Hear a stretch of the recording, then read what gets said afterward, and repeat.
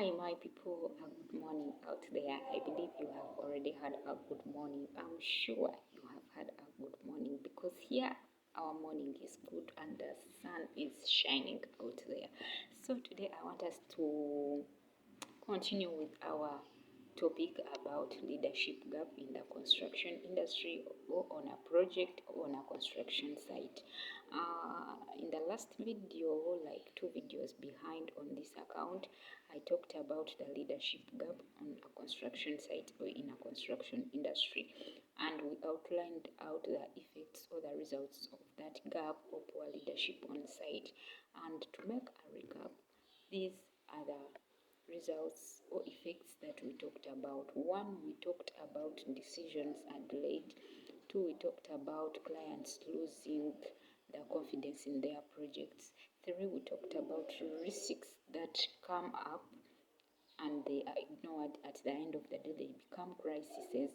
Then four, we talked about quality declines. Those are the 4 effects we talked about in the last video, and today I want us to finish that by adding on the rest of the effects that come up due to poor leadership or leadership gap in construction industry or on a construction site. Then those were 4. Then number 5 will be teams become disconnected. How do teams become disconnected? That is, if there is absence of leadership on site, teams will become disconnected in a way that some people will be working, others will not be working. Why? Because there is no person or no supervisor who is monitoring them. Then another point is, that's point number 7, it's cost escalation. Costs will escalate if there is poor leadership, if there is a leadership gap on a project. Costs will escalate. How?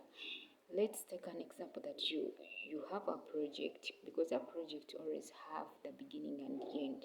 Your schedule is saying by this time you're supposed to have finished this project, but due to poor leadership, poor supervision, works don't fail to move according to the schedule. At the end of the day, the timeline goes on flying.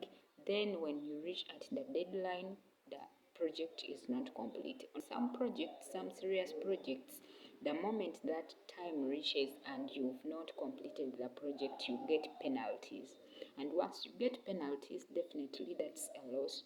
You will be escalated to incur in more costs for you to finish up that project. So costs escalate.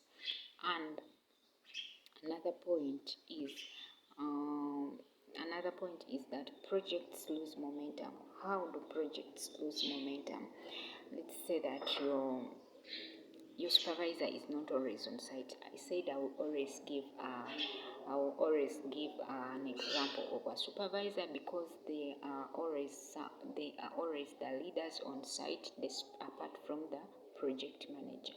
So let's take an example that your supervisors are not on site every day, meaning these workers will not have no one to push them.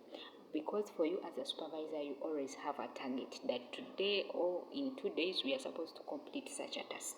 But if you're not there to push these workers, time will fly and you end up not achieving that set goal that you've put up.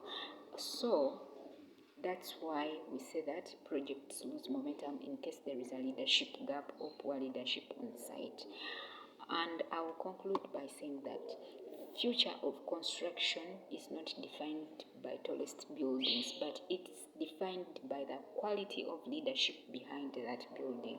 Thank you. See you in the next video. We are running our topic about project life cycle. In the next video, we are going to talk about the second phase of the project life cycle.